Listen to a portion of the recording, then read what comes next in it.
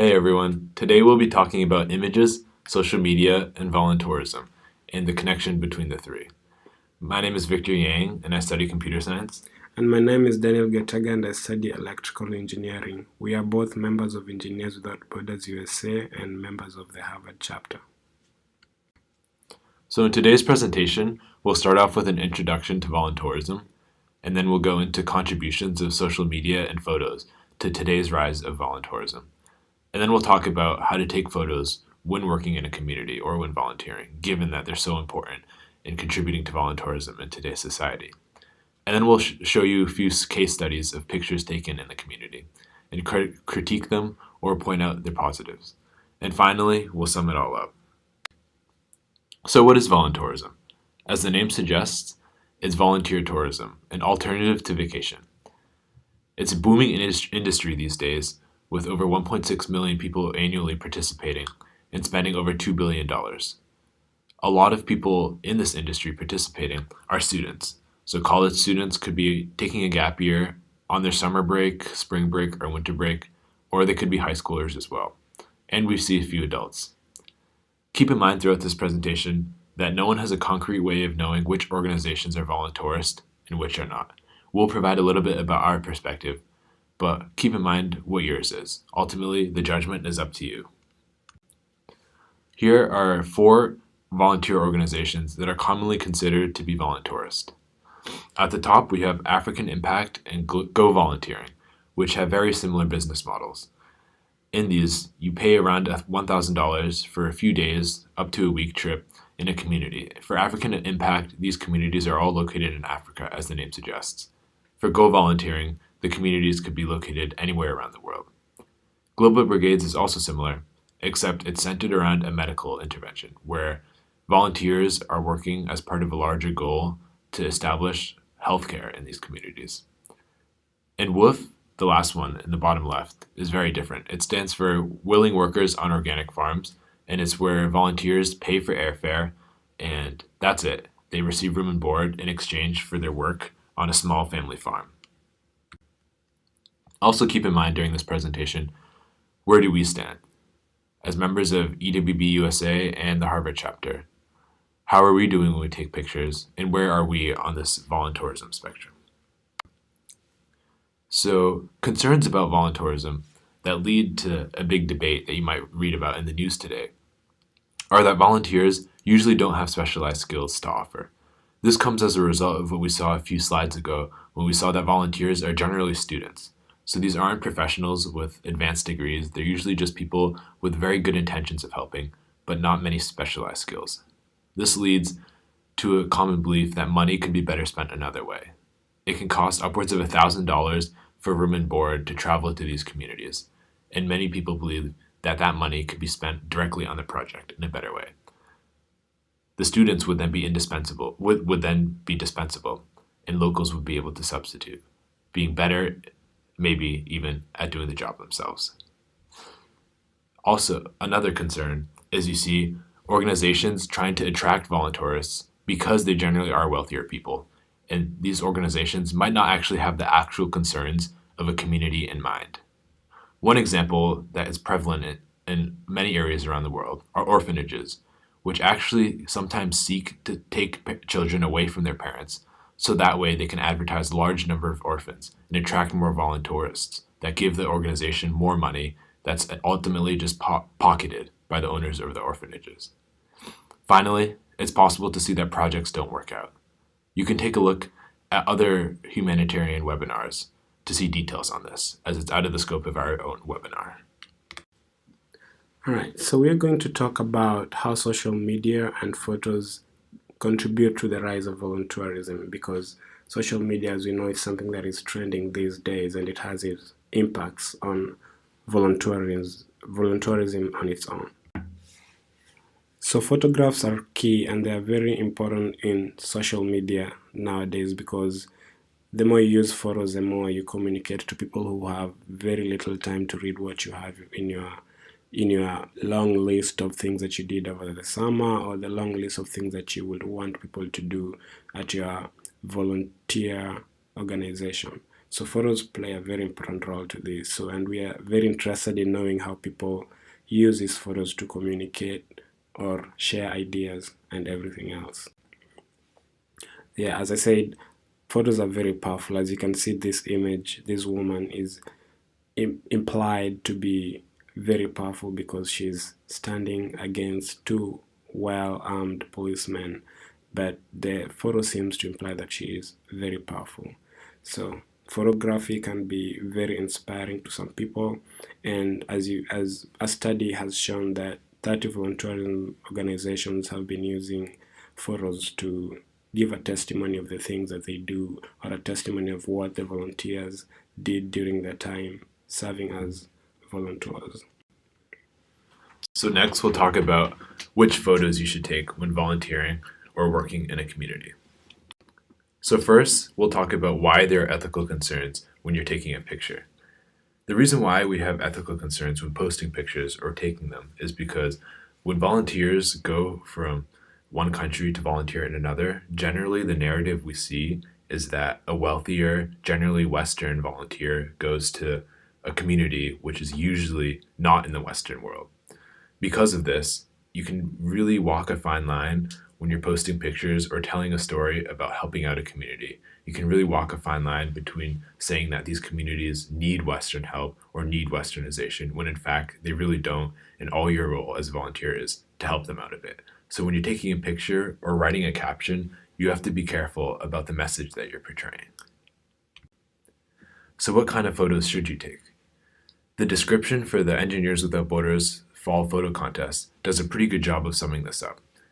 It tells that photos should show people working, reveal character, and capture something more than just typical projects, capturing empowerment and challenging stereotypes, things that embody the EWB mission and go beyond just the engineering project and results themselves. So it's important to tell a story. This can largely be done through the caption, but also what's in the picture itself.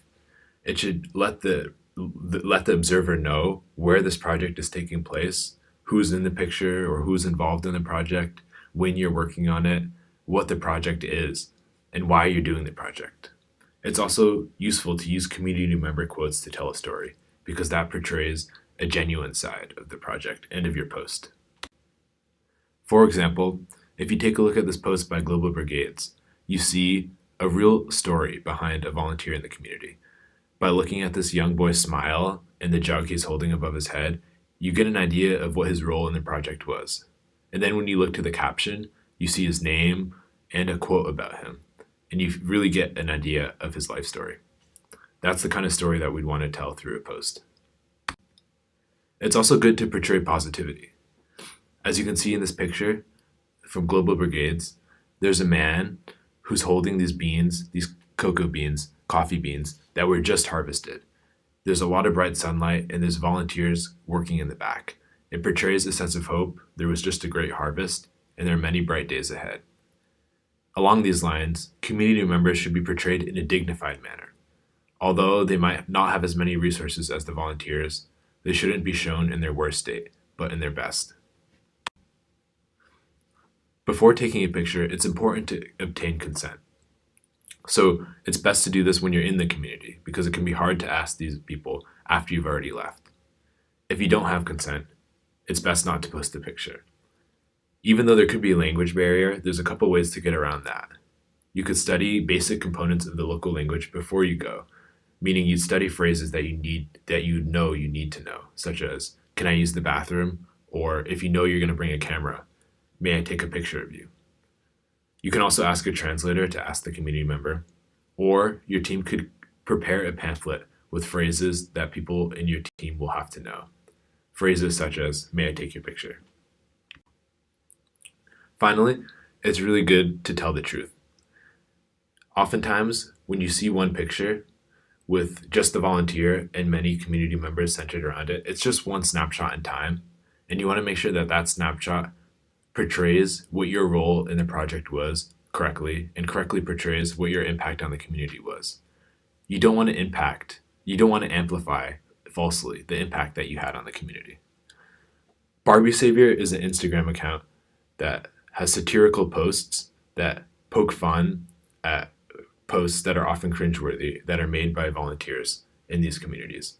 In this post on the right, you see a young woman who went to a community to volunteer, and the caption, as well as the picture, portrays the idea that she'd be able to solve anyone's ills or anyone's issues in their life, where that simply can't be the case after something like a week or even a month in a community.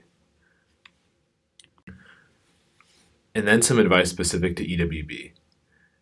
Show the project as well as the people working. This goes back to what we saw in the guidelines for the EWB photo contest. It should go beyond just the project itself and just the impact on the community to show something bigger than engineering. In the picture on the right, you see one of our project leads standing next to the tap stand.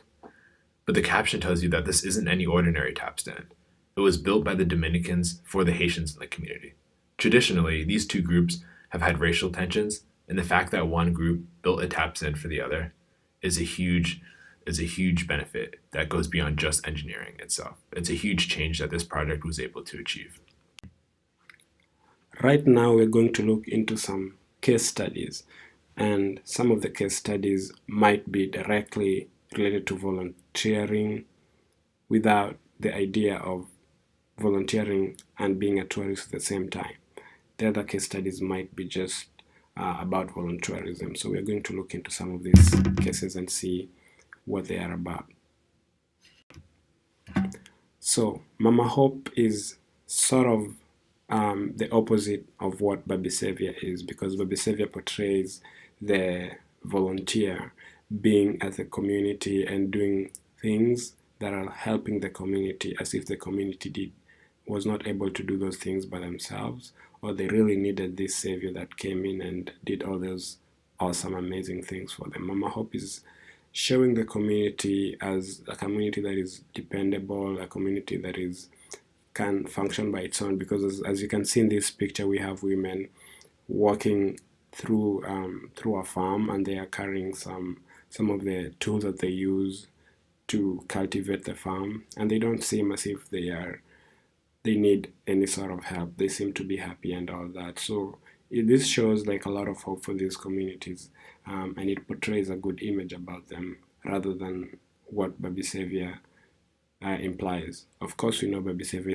is a satire that is supposed to show what people usually do with social media. As I mentioned, Barbie Savior is the opposite of Mama Hope. So it gives an impression that the volunteer is all that the community members in that community need. So in this image, for example, the caption is about this girl giving everything about herself, sacrificing the time that she needs to do her beauty, makeup, and things like that just for the community. It just gives an impression that the community cannot survive without her. So, while we're going through the next slides, we'd like you to think about what the images that we are showing, whether they are the type of images that you should share on social media or that you should be using to advertise, because you need to ask yourself questions whether, like, does the image tell a story about the community? Does it show positivity? Did you get consent from the community? And are you telling the truth about what you're talking about? And does it also capture the empowerment?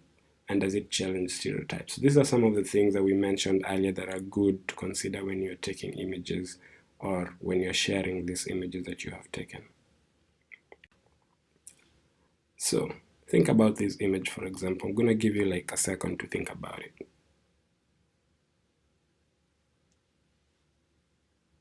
Yeah, so I think this image shows people that are happy.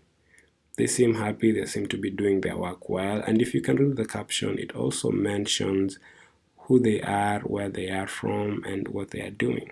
I think that is a very important thing when you're taking pictures and when you're sharing those pictures with people. So it's a good thing that you should consider when doing that. In this post by Global Brigades, we see an image that might not portray the entire truth. There's a volunteer in the middle with her arms up, and it seems as if she's rallying the entire community around her. that might not be the exact impact that she could have had after just a few days in the community.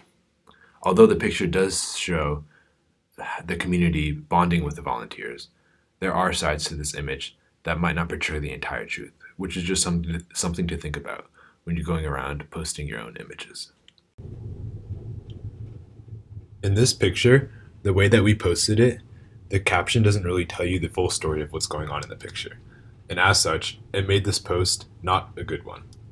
In the picture, you see one of our chapter members holding up a Polaroid camera and showing a picture to a bunch of children in the community. And it almost portrays an image as if this person is coming from the Western world and providing this really cool technology that people haven't seen before. And it kind of really shows the disparity between the chapter member and the community members. And that doesn't really reflect what the project's all about and what we want to be showing. But actually, if you go behind the story, what we could have put in the caption was the fact that this chapter member was taking the picture and showing this image, this Polaroid image, as it's developing. Because usually when you take a picture with a digital camera, you never are able to give it to the community members.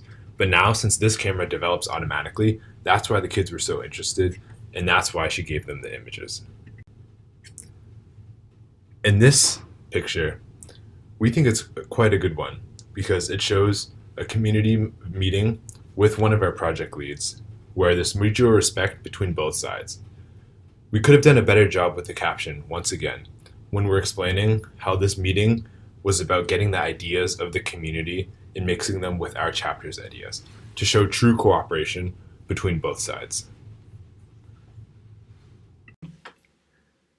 This next image might not be the best one to post because it doesn't really show you much about the project itself. While it does show project members having a good time, that might not be the best message to display when there could be some stories told about the community members or about the project itself.